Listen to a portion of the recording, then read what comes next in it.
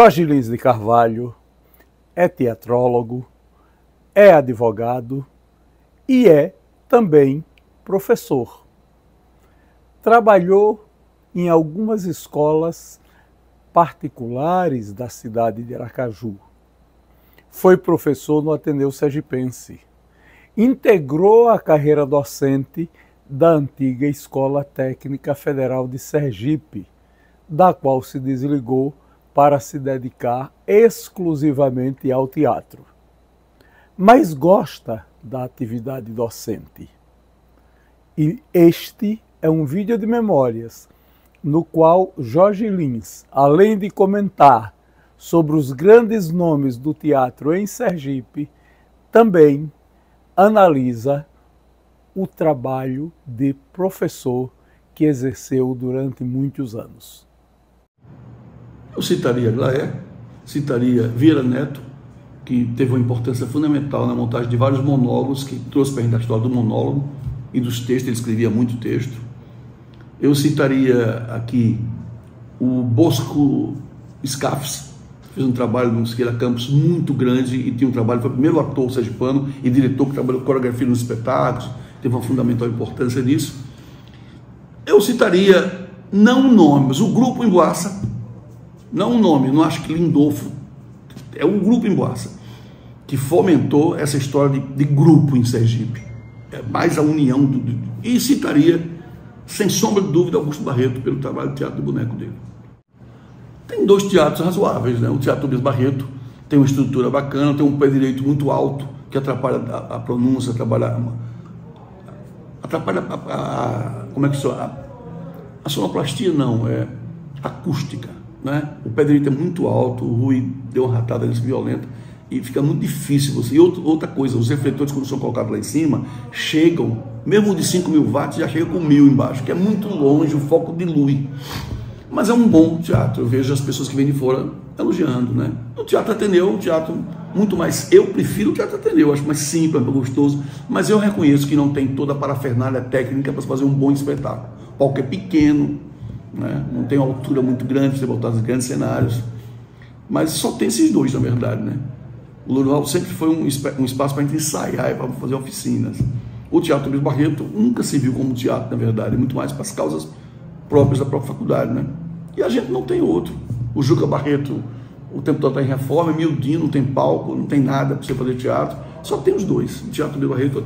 Mas eu vejo Maceió que durante muitos anos, quando estava a reforma do Teatro Teodoro, né, não teve teatro. Foi ter depois do Centro de Convenções, que se criou o Gustavo Leite, o Teatro Gustavo Leite, mesmo assim não tem a parafernália técnica. Então, a não ser tirando Salvador, que deve ter uns 15 teatros bons, porque as casas de teatro privadas tem várias, né?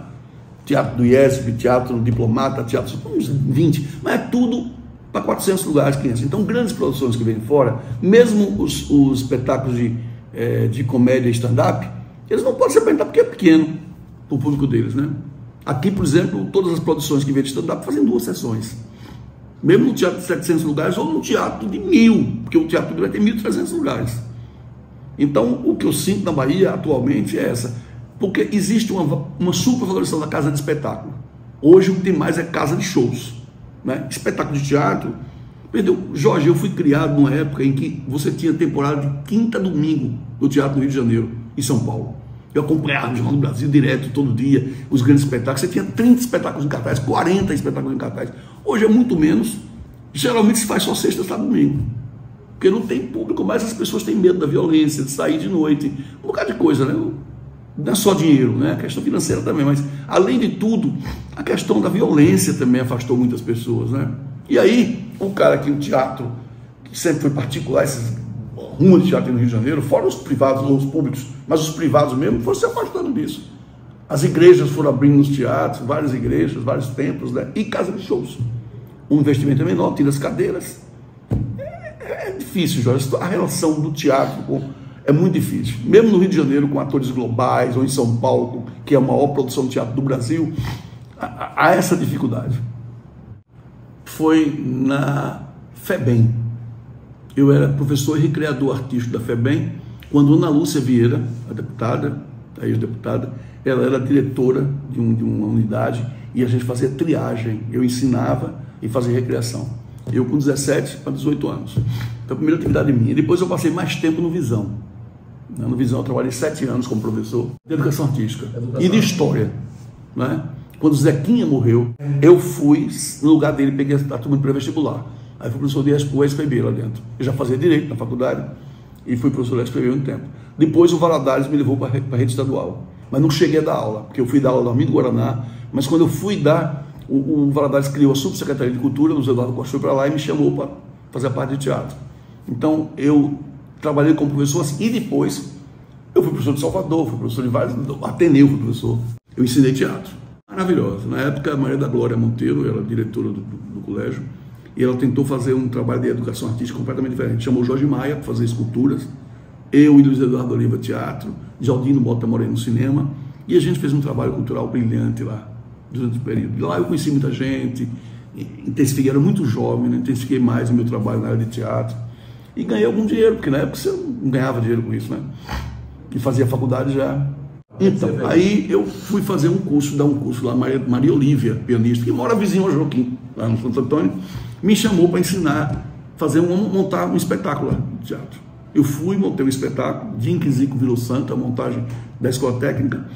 Eles viram, gostaram, e aí eles tinham fazer um concurso e colocaram o professor de teatro no concurso. E eu passei em segundo lugar no concurso, foram 30 pessoas, para vários setores, né? Eu passei em segundo geral e fui professor de escola técnica, concursado mesmo, durante 7 anos. Depois eu não aguentei o sufoco, as exigências de tempo, de tudo, e eu pedi para sair. Que eu me arrependo um pouco. Teria uma aposentadoria federal razoável. Eu tenho problemas de hoje, tenho problema de saúde, um bocado de coisa, sabe? Eu acho ensinar, eu gosto de ensinar. Tanto que a oficina que eu mantenho de teatro é porque a gente gosta de ensinar. Eu não teria mais saco para ser professor de verdade hoje. Não teria paciência da sala de aula. Teria que fazer um trabalho assim de oficina, não sei mais. Sala de aula, no dia a dia da sala de aula é muito cansativo. Eu não nasci com esse dom, meu irmão nasceu, eu não nasci. Eu sinto que eu nunca fui um grande professor. Eu era um revolucionário, fazia coisas diferentes na aula, todo mundo gostava, mas professor mesmo, assim como o Fernando foi, eu não tenho esse dom, não. Não tenho. Eu acho muito difícil ser professor.